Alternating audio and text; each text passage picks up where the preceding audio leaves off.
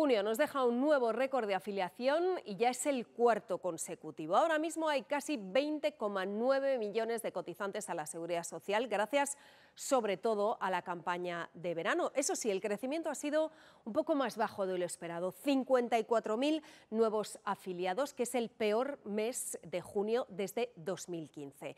En cuanto al paro, el paro también nos deja un dato histórico, cae por debajo de los 2,7 millones, la cifra más baja en 15 años. En junio hubo 50.000 desempleados menos, es una cifra mejor que la del año pasado, pero peor que la de 2021 y también que la media de los años anteriores. Ahora en verano es que se consigue más empleo. La llegada del verano ayudó a marcar en junio un nuevo récord de empleo, aunque lo hizo al ralentí. La afiliación aumentó sobre todo en hostelería y comercio, pero menos que otros junios. En sanidad también creció, mientras cayó con fuerza en educación por el fin del curso escolar y agricultura al terminar campañas agrícolas como la de la fresa. Ahora hay 1,3 millones de empleos más que antes de la pandemia. 3 de cada 4 se crearon en el sector privado. Lo que más se demanda ahora es lo que son las tecnologías, pues he decidido estudiar lo que es informática. Ya hace poco comencé con esta empresa ayudando a personas mayores. Repartos y la empresa cerró, até Operalia que prestaba servicio a Amazon, despido colectivo. También la bajada del desempleo fue menor que la media de junio en la última década. Lo cual puede ser preocupante teniendo en cuenta que todavía somos el país de la Unión Europea con cifras de desempleo más elevadas. Hay que seguir generando empleo de calidad para dar solución a esas personas que aún siguen en situación de desempleo. El paro bajó en todas las comunidades y en todos los sectores, salvo agricultura, donde repuntó ligeramente. El Gobierno destaca 2 datos. Tenemos la cifra de paro juvenil más baja de la historia. Esto creo que es la mayor noticia, la mejor noticia que podíamos dar, la cifra más baja de la historia y también la cifra más baja de los últimos años de las mujeres. Yo tengo contrato fijo y si te ayuda pues por lo menos para pagar tu casa, para poder vivir bien. Aumentan los fijos y eso reduce mes a mes el número de nuevos contratos. En junio se firmaron 1,5 millones, 2 de cada 5 fueron indefinidos. Dentro de ese grupo están los fijos discontinuos, que por primera vez desde la reforma laboral superan en número a los de tiempo completo. En Madrid, la policía sigue buscando al hombre que ayer mató a la propietaria de una céntrica tienda de ropa. La principal hipótesis es que entró a robar y ante la resistencia de la mujer la acuchilló. Los vecinos destacan la falta de seguridad en esa zona. Los agentes están revisando las cámaras de videovigilancia para intentar esclarecer los hechos. Dentro de poco podremos hacer gestos como este en los centros sanitarios. Así lo ha aprobado el Consejo de Ministros tras una reunión con las comunidades autónomas y un acuerdo por unanimidad entre ellas. También deja de ser obligatoria la mascarilla en farmacias, en hospitales, en centros sociosanitarios y UCIs, aunque sí altamente recomendable. Una medida que llega tras el anuncio de la finalización de la crisis sanitaria generada por la COVID y que empezó hace 3 años. Desde el Gobierno consideran que la enfermedad está presente, pero ya no es un riesgo. La obligatoriedad de las mascarillas termina cuando se publique en el BOE. Para contar esta historia desde el principio nos tenemos que remontar al 21 de mayo de 2020. Desde hoy es obligatorio el uso de mascarillas para los mayores de 6 años. Empezaron siendo obligatorias en todos los espacios. Hasta en la calle, es que me lo llevábamos, ahora te se acostumbra. Ya acostumbrado está uno ya. Luego en la calle hubo idas y venidas según los contagios hasta que en febrero de 2022... De hoy ya no es obligatorio utilizarla en los exteriores. Pudimos quitárnosla definitivamente en los espacios al aire libre sin aglomeraciones. ¡Ay, qué gusto! Poco después, en abril del mismo año, desaparecieron en la mayoría de interiores. Solo se usaban en el transporte hasta el pasado febrero. Ya tocaba, ya tocaba. Yo no me la pienso poner. Y en los centros sanitarios hasta ahora. La situación pasa a ser la misma que teníamos anterior al decreto de crisis y por lo tanto la anterior al año 2020. Seguirá siendo recomendable para personas con síntomas y vulnerables. Y hay pacientes oncológicos o pacientes inmunodeprimidos que así lo necesitan. Lo van a necesitar por el COVID, lo van a necesitar por otras infecciones. Hay quien tiene miedo. Ese COVID no se ha ido de todo. Yo me la pondré. Aunque en la mayoría... Ya toca un poco de volver a la normalidad. Creo que ya es hora. Predominan las ganas de guardarla en el cajón 3 años después.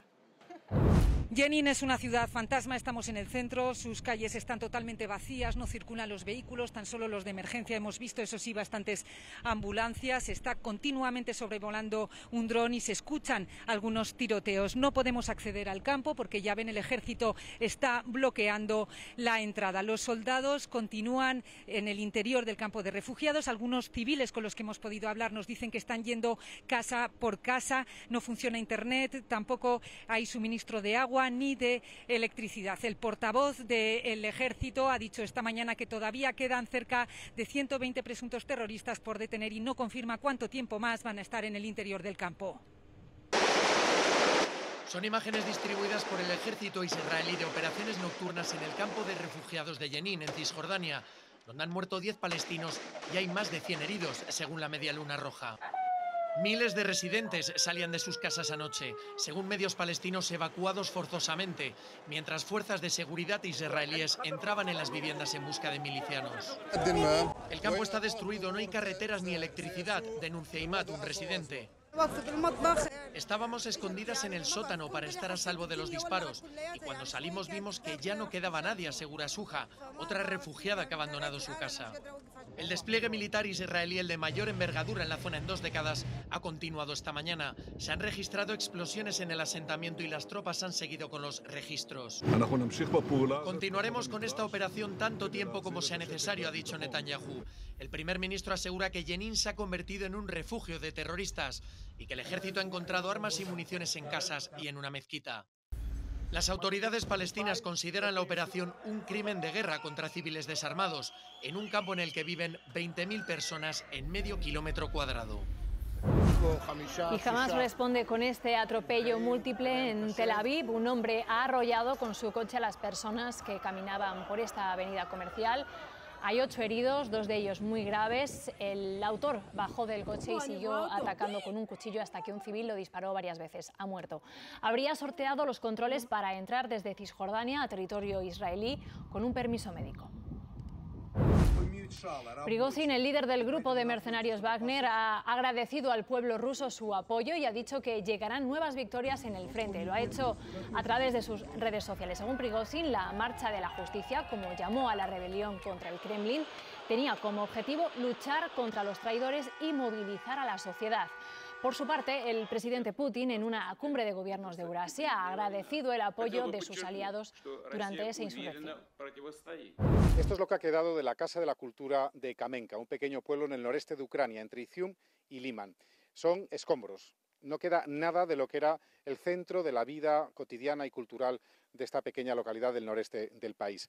Lo mismo sucede con las casas y con las cuadras. Están prácticamente todas destruidas. Aquí vivían unas 1000 personas antes de la invasión. Ahora solo quedan unas 20 o 30 y viven de sus pensiones o de la ayuda humanitaria y algunos se sienten muy abandonados por su propio gobierno. En esta localidad se libraron durísimas batallas al inicio de la guerra y los rusos permanecieron durante meses hasta que las tropas ucranianas lograron recuperar la localidad. Ahora el ejército de Ucrania asegura que los rusos están a unos cuantos kilómetros, pero advierte de que están concentrando una gran cantidad de hombres, más de 100.000, lo que supone una presión para Kiev, que está ahora mismo acumulando a sus mejores tropas en el sur del país, a muchos kilómetros de estas tierras.